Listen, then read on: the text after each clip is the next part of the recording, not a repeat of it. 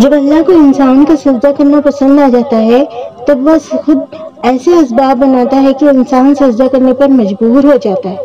اگر کسی چیز کا خیال آپ کے دل سے نہیں نکال رہا جسے آپ بھولنا چاہتے ہیں تو سمجھ جاؤ جسے آپ بھولنا چاہتے ہیں وہاں کسی خیال کے ذریعے رابطہ بنانا چاہتا ہے۔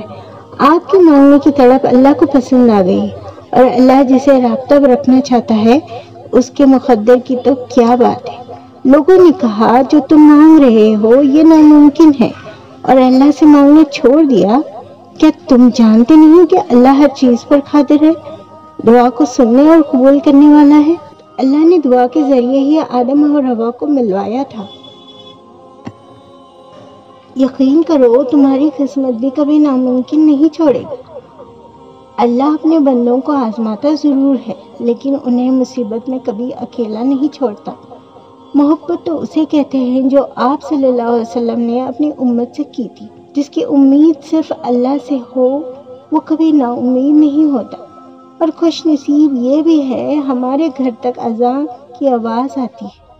یہ دنیا تمہیں کیا دے گی جس نے حسین کو پانی تک نہیں دیا؟ محبت کیا ہے؟ اتنا گنہگار ہونے پر بھی اللہ اپنے بندوں کو بھوکا نہیں سلاتا۔ کبھی سوچا ہے اگر اللہ کو دعا نہ قبول کرنا ہوتا وہ بلا وجہ تمہارے دل کو ایک ہی دعا پر کیوں رلائے؟ اگر قبول نہیں ہوتی تو اللہ ہمارا دل بدل بھی سکتا ہے۔ کبھی کبھار اللہ تم سے تمہاری پیاری چیز لے لیتا ہے۔ وہ جانتا ہے کہ تمہاری اس چیز کو تم سے دور کر لینا ہی اللہ سے قریب ہو جانا ہے۔